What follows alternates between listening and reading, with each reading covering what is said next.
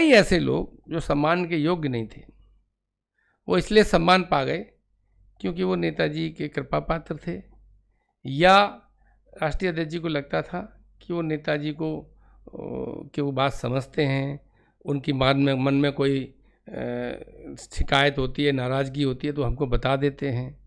किस वजह से? राष्ट्रीय अध्यक्ष जी को लगता था कि चलिए, क्योंकि नेताजी ने ही पार्टी बनाई, उनके पिता हैं, उनसे ज़्यादा कौन समझता उस बात को। बिल्कुल ठीक तो बात। इसलिए वो कोई भी काम नेताजी की इच्छा के दाएं बाएं नहीं करना चाहते थे।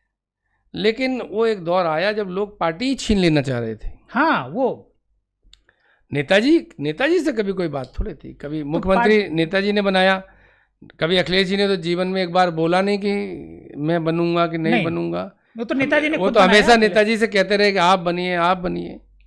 तो और पूरी पार्टी ने उस समय, नेताजी ने 3 दिन का टाइम लिया था, पूरी पार्टी को अकेले अकेले बुला के सलाह ली थी। अच्छा, अखिलेश जी को मुख्यमंत्री बनाने से पहले सबसे। तो सब लोग बहुत खुश थे क्योंकि उनको लगता था कि समाजवादी पार्टी एक छवि में जो जकड़ गई है, उससे एक अलग तरह का छवि। अखिलेश जी ने चाहे उसमें 2%, 5%, 10% प्लस किया हो, लेकिन कुछ नया कलर दे दिया है। जो डीपी यादव पर निर्णय हुआ, हाँ, जिस तरीके कुछ से, और निर्णय हुए, जिस तरीके से माफियाओं के खिलाफ जिस तरीके से अखिलेश जी ने फील्ड में निकले, भाई इतनी लंबी रथ यात्रा, गांव गांव जाना, एक एक आदमी को व्यक्तिगत, तो इस तरह से अप्रोच किया कि समाजवादी पार्टी की इमेज, और नेताजी ने जो फाउंडेशन, मजबूत फाउंडेशन रखी थी, उस पर ऊपर की बिल्डिंग बहुत तेज़ी से बनी। तो पूरी पार्टी खुश थी कि हमेशा ये चिंता होती है कि नेक्स्ट जनरेशन में क्या होगा। नेताजी के सक्रिय राजनीति में रहते, खुद शारीरिक रूप से स्वस्थ, राजनीतिक रूप से मजबूत रहते, उनके लड़के को जनता ने एक्सेप्ट कर लिया है। हमारी फ्यूचर की लीडरशिप आ गई है और अब आगे 30-35 साल तक कोई टेंशन नहीं है कि हमें लीड कौन करेगा।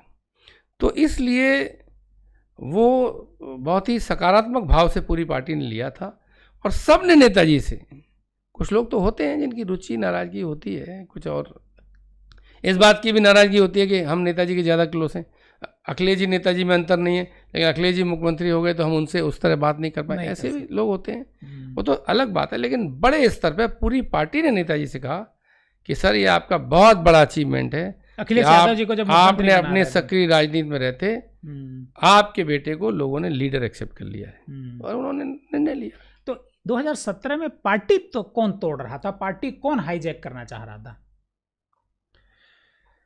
क्योंकि ये एक बुरे सपने की तरह है, हम लोग उसे बार बार याद नहीं करना चाहते।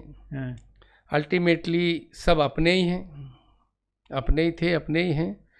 थोड़ा बहुत भटकाव दुराव ये रहा हो जो दूर चलता है, लेकिन उसके पीछे बड़े स्तर पे 2 ही लोग थे, एक देश के गृह मंत्री अमित शाह जी और दूसरे अमर सिंह साहब। उन्हीं लोगों ने कन्फ्यूजन फैलाया, उन्हीं लोगों ने मौके के समय के परिस्थितियों में, विपरीत परिस्थितियों में चल रहे नेता, मंत्रिमंडल तो 60 ही लोगों का बनना है, 20 नहीं बन पाए, तो ऐसे लोगों को पकड़ा जा सकता है।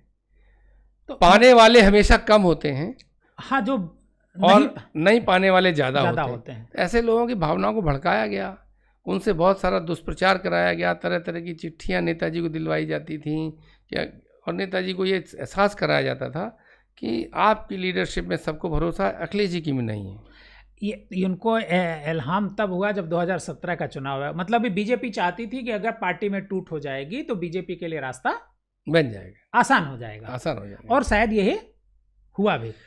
हम एक जानना, कुछ बातें मेरी सीमा के बाहर की हैं, जैसे कुछ अन्य दलों को समझाया गया कि आप माइनॉरिटी के कैंडिडेट ज़्यादा लड़ाइए, आप ज़्यादा मुसलमान लड़ाएंगे, अगर वो वोट आपकी तरफ चला गया तो आपको हम चीफ सपोर्ट करके चीफ मिनिस्टर बना देंगे, और अगर आपकी तरफ नहीं आया, उन्होंने शायद 100 से ज़्यादा लड़ाया था मुस्लिम।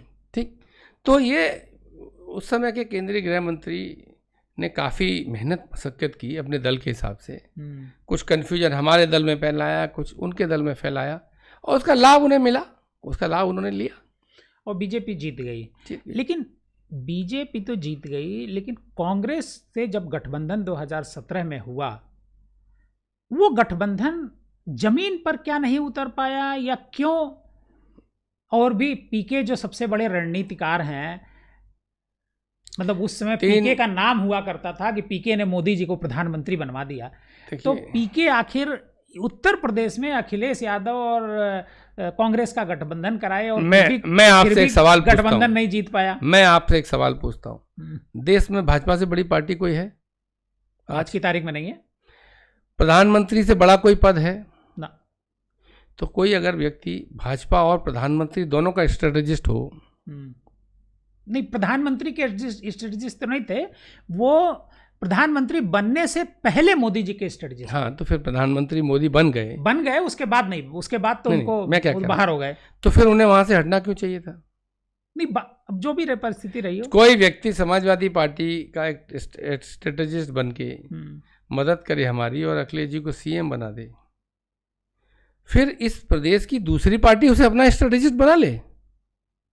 बीजेपी से बड़े पैसे वाली कोई पार्टी नहीं, सत्ता में कोई पार्टी नहीं, तो आप बताइए, सब तरीके से जो पावरफुल पार्टी है उसको छोड़ के वो कहें कांग्रेस बड़ी कमजोर हो रही है, हम इसको स्ट्रेटेजी बना के ऊपर बढ़ाते हैं। नहीं, कांग्रेस ने संपर्क किया था शायद उनसे, उन्होंने बीजेपी ने छोड़ा क्यों? अब ये तो पीके बता सकते हैं। प्रश्न ये है, इस मुद्दे पर कभी इस सवाल में भी जवाब है, कभी मैंने पीके से इस सवाल में भी जवाब है। ठीक, तो जो 17 का गठबंधन हुआ, क्योंकि 17 का गठबंधन में हम लोग उलझे रहे और हम लोग के सामने सवाल आ गया कि अपनी पार्टी बचाओ। अच्छा, पहला था कि पार्टी बचाओ भाई, जब हमारे सिंबल को लेके मतभेद चल रहा है, बहुत तरह की घटनाएं हो रही हैं, तो सोशल अलायंस पे हमारा फोकस नहीं रह पाया। हमारे सहयोगी दल को, हमारे जो विपक्ष में दूसरा दल था, उसको मुस्लिम की तरह डाइवर्ट कर दिया। पूरा मोस्ट बैकवर्ड इस वोट को ये समझाया गया कि आपका तो सारा हिस्सा हक जो है यादव समाज खा गया। हाँ, ये भी एक बड़ी चर्चाएं चलती रही। बड़ी जातियों को कहा गया कि आपकी पार्टी है, तो एक बड़ा पॉजिटिव अलायंस बन गया बीजेपी के फेवर में। यही तो बात हम कहते हैं। कब तो यादव 10 साल से सरकार में नहीं है, समाजवादी पार्टी सरकार में नहीं है, अब ये हक हिस्सा कौन खा गया? अखिलेश जी तो राजनीति में हैं, सरकार में नहीं है। उन्होंने 2024 के इलेक्शन में सब समाज के लोगों को मौका दिया, हिस्सेदारी दी, भागीदारी दी, सबको सहयोग में लिया। 2022 के इलेक्शन में सारे क्षेत्रीय नेता जो भिन्न जातियों के थे उनको सम्मान दिया। आज कोई कहीं चला जाए, निषाद पार्टी के संजय निषाद, उनको उनके पार्टी को, उनके परिवार को पहला बड़ा पद समाजवादी पार्टी की देन है। सांसद गोरखपुर से लड़ाया और योगी जी मुख्यमंत्री बने। ओम प्रकाश राजभर जी को जब भगा दिया था योगी जी ने अपने यहाँ से, सीधा मंत्री वाली गाड़ी लेके अखिलेश जी के यहाँ पहुंचे थे, तो साथ दिया, मान दिया, सम्मान दिया। इतनी सीटें थी जितने कभी नहीं मिलनी थी। कोई भी छोटा दल जो हमारे संपर्क में आया, अपना दल का दूसरा धड़ा, उनको विधायक बनाया। पहला राजनीति का बड़ा पद उनकी पार्टी और उनको समाजवादी पार्टी के सहयोग से मिला। तो अखिलेश जी ने तो सबका मान सम्मान रखा, और हम लोग तो लगातार कह रहे हैं कि हम राजनीति में हैं, राजनीति में मान सम्मान दे रहे हैं। आज आप सांसद देखिए, विभिन्न जाति वर्ग के सांसद सब जगह से समाजवादी पार्टी के हैं, इम्पोर्टेंट लीडर्स हैं। और समाजवादी पार्टी का ये वादा है, अगर सरकार में आएंगे तो प्रशासनिक सामाजिक चीज़ों में भी उसी तरीके से हिस्सेदारी, भागीदारी मिलेगी। अगर आप जिले में मुड़ के देखेंगे तो आपको पीड़ित, शोषित, वंचित वर्गों के लोग भी कुछ न कुछ महत्वपूर्ण स्थानों पर बैठे नजर आएंगे। मतलब अफसरों की जो पोस्टिंग होगी समाजवादी पार्टी की सरकार में, वो भी पीडीए के हिसाब से होगी? नहीं, पीडीए नहीं, पीडीए तो है ही। हाँ, पीडीए तो सामाजिक न्याय दिलाने की हमारी रणनीति है ही। लेकिन हमारा नारा है कि जातीय जनगणना हो और जाति धर्म के, जाति की जो संख्या है, अनुपात है, उसके हिसाब से सबको हक, सम्मान, हिस्सा मिले। हम योग्यता के खिलाफ नहीं हैं, लेकिन ये मान लेना कि एक वर्ग योग्य है बाकी सब अयोग्य हैं, ये भी मानसिकता ठीक नहीं है। इसलिए समाजवादी पार्टी का मानना है कि इस जाति धर्म के झगड़े में फंसा के पूरी विकास की यात्रा को रोके दे रहे हैं, आदमी के रोजी रोजगार के सवाल को खत्म कर दे रहे हैं। इसलिए एक बार तय हो जाए, जनगणना हो जाए, सबका पता लग जाए किसकी समाज में क्या पोजीशन है, और उसके हिसाब से एक नीति बने और सबको हक सम्मान मिले। मुझे कुछ छोड़ना पड़े आपके लिए या आपको मेरे लिए छोड़ना पड़े, तो अगर आपको ये पता है कि मैं इसलिए छोड़ रहा हूँ क्योंकि ये मिश्रा जी के पास कम था, मुझ पे ज़्यादा था, तो आदमी भी संतुष्ट हो जाता है। और आप ज़बरदस्ती मुझसे छीनने लगे बिना मुझे संतुष्ट किए, बिना किसी डेटा के, बिना किसी तर्क के, तो मैं कहूँगा ये तो गुंडागर्दी है। तो इसलिए सामाजिक आंकड़े सामने आए और उसके हिसाब से सबको न्याय सम्मान देने के पक्ष में। ये तो जातिगत जनगणना तो मुझे लगता है अभी बहुत वक्त लगेगा इसकी रिपोर्ट आने में, लेकिन अभी प्रधानमंत्री जी ने वादा किया है, पूरा करें, नहीं करेंगे तो जनता मौका देगी, हम लोग करेंगे।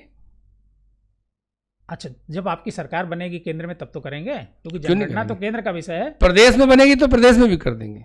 मतलब अगर उत्तर प्रदेश में समाजवादी पार्टी की सरकार बनती है तो जातीय जनगणना जो प्रदेश सरकार पर रास्ता है उस रास्ते से हम कर सकते हैं। नहीं, बिहार ने कराया है, अभी तेलंगाना ने कराया है, कर्नाटक ने कराया है, कराया तो देखिए भाव होना चाहिए काम करने के लिए, रास्ते बन जाते हैं।